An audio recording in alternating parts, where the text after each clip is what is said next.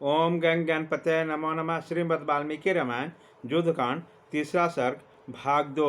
विश्वेश्वरैया कुबेर की उत्पत्ति, उनकी तपस्या, वर प्राप्ति तथा लंका में निवास।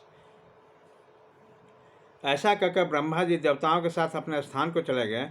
ब्रह्मा आदि देवता आकाश में चले जाने के कारण मन को संयम में रखने वाले धनाध्यक्ष ने पिता से हाथ जोड़कर कहा, भगवान, मैंने पितामह ब्रह्मा जी से मनवांछित फल प्राप्त कर लिया, परंतु उन प्रजापति देव ने मेरे लिए कोई निवास स्थान नहीं बताया।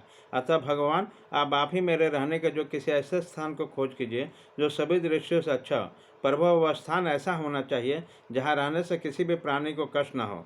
ऐसा अपने पुत्र के ऐसा कहने पर मुनिवर विश्वेश्वरैया बोले, धर्मज्ञ साधु श्रीवर, सुनो। दक्षिण समुद्र के तट पर एक त्रिकुट नामक पर्वत है। उसके शिखर पर एक विशाल पुरी है जो देवराज इंद्र की अमरावती पुरी के समान शोभा पाती है। उसका नाम लंका है। इंद्र के अमरावती समान उस रमणीय पुरी का निर्माण विश्वकर्मा ने राक्षसों के रहने के लिए किया है। बेटा, तुम्हारा कल्याण हो।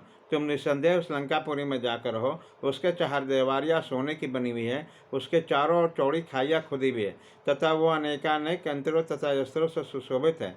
वह पूरी बड़ा ही रमणीय है। उनके फाटक सोने और नीलम के बने हुए हैं। पूर्व काल में भगवान विष्णु के भय से पीड़ित हुए राक्षसों ने उस पुरी को त्याग कर दिया। वे समस्त राक्षस रसातल को चले गए थे, इसलिए लंकापुरी सुनी हो गई।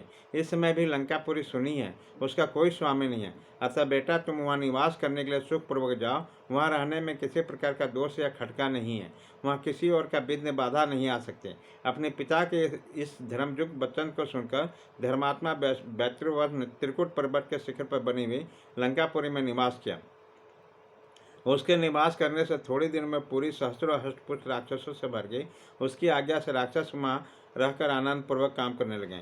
समुद्र जिसके लिए खाई का काम करता था, उसी लंका नगरी में विश्वेश्वरैया के धर्मात्मा पुरुष वैश्वानर ने राक्षसों के राजा के से बड़ी प्रसन्नता के साथ निवास करने लगे। धर्मात्मा धनेश्वर अपने समय समय पर पुष्पक विमान द्वारा आकर अपने माता पिता से मिल जाया करते थे। उसका हृदय बड़ा ही विदीर्ण था। देवता और गंधर्व उसकी स्तुति करते थे। उसका भव्य भवन अप्सरा के निरीक्षण से सुशोभित होता था। वे धनपति कुबेर अपनी किरणों से प्रकाशित होने वाले सूर्य के भांति सब और प्रकाश बिखरते हुए अपने पिता के समीप गए। इस प्रकार श्री वाल्मीकि निर्मित आस रामायण आदि काम युद्धकांड में तीसरा सर्ग भाग 2/2 पूरा हुआ, खत्म।